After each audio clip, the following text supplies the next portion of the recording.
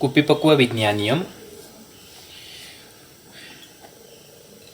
ये जैसे हमने कहा था कुपी ली हुई है, तो कुपी जो रहती है उसमें सबसे महत्वपूर्ण बात है कि ये कांच की कुपी है और कांच की कुपी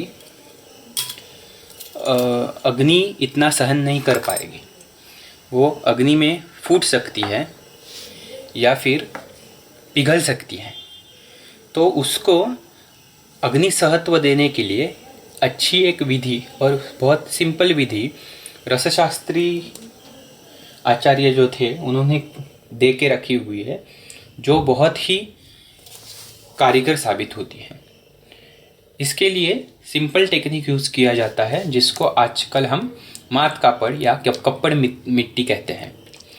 तो ये जो कप्पड़ मिट्टी है जिसके लिए आजकल जो यूज़ होता है ये ऐसे मुल्तानी मिट्टी और ये सादा वाला कापड़ या फिर मसलिन क्लॉथ, जिसको आपको लेयर बाय लेयर इस कांच की कुपी पे सब और सिर्फ मुंह छोड़ के सब और उसका लेप दे देना है। ज़्यादा करके इसके 7 लेप एक के ऊपर एक ऐसे दिए जाते हैं। इससे ये कुपी में एक अच्छे से आवरण तैयार होता है, जैसे इस कुपी में आप अभी देख सकते हो। जैसे ये कुपी है, छोटी है, ये बड़ी है, तो ऐसे एक आवरण तैयार होता है। जो आवरण इतना घना हो जाता है कि ये अग्नि सहन कर सकता है, जल नहीं जाता और अंदर की कुप्पी जो है वह वैसे के वैसे पूरे के पूरे समय तक रहती है। उसमें कोई भी क्रैक नहीं जाता। वो अगर पिघल भी जाए, पिघलती नहीं है लेकिन अग्नि ज़्यादा हो जाए और पिघल भी जाए तो भी ये जो कुप्पी है उसमें का रसायन खराब नहीं होता। वो नीचे होगा तो नीचे ही रहेगा, ऊपर होगा तो ऊपर ही रहेगा। ग्रंथों में अलग अलग लेप देने की विधियाँ बताई हुई है, जिसमें करपट तो है ही, अलग अलग तरह की मिट्टी बताई हुई है, किधर किधर मंडूर जैसे द्रव्य भी आए हैं।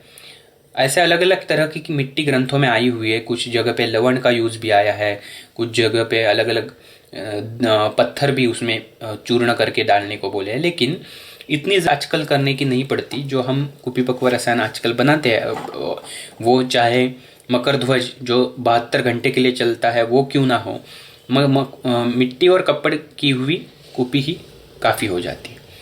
इसका सिंपल टेक्निक ये है कि हमें ज़्यादा उसमें कुछ स्किल ज़रूरी है ऐसे नहीं है। इस पे हमें लेयर बाय लेयर कपड़ मिट्टी चढ़ानी है।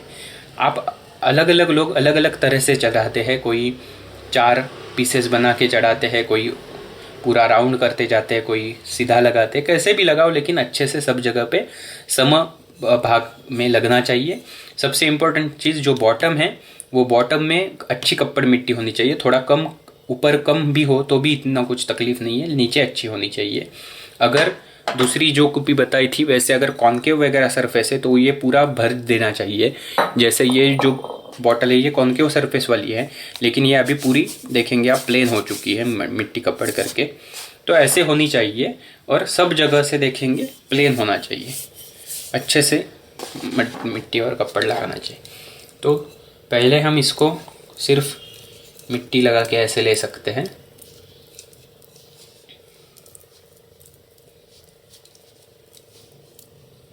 और उस पर ये जो कपड़ है पतला वाला अच्छा सा कॉटन का कपड़ है। सिंथेटिक ज़्यादा करके ना हो तो अच्छा, क्योंकि वो नायलॉन जैसे होगा तो उसमें पिघलने की संभावना है। ऐसे इसको हम चढ़ाते हैं।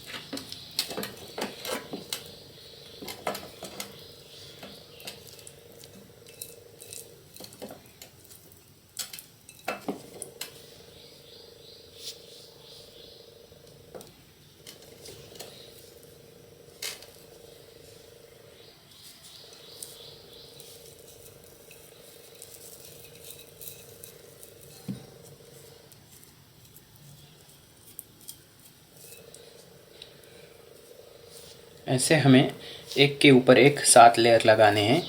अभी कुछ लोगों का कहना होता है कि पहला जो कपड़ा है वो अच्छे से सूख जाए, उसके बाद ही दूसरा कपड़ा, दूसरी लेयर यानी कपड़े की लगानी चाहिए।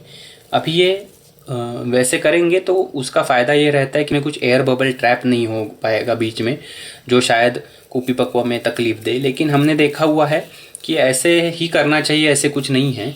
एक के ऊपर एक 7 मात कपड़ करके भी हमने बाद में एक ही बार अच्छे से उसको सुखा दिया, जैसे ये वैसे किया हुआ है, पूरा सूखा है अभी, तो भी कुछ तकलीफ़ नहीं रहती। अच्छे से मात कपड़ एक के ऊपर एक हो और वो पूरा का पूरा अच्छे से सूखा रहे, ये थोड़ा ज़रूरी ध्यान देने की चीज़ है।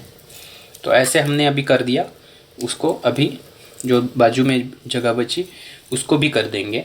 ऐसे करके एक के ऊपर एक 7 लेयर कर देंगे और ऐसे घना वाला अच्छे से मात कापड़ करके सुखा लेंगे।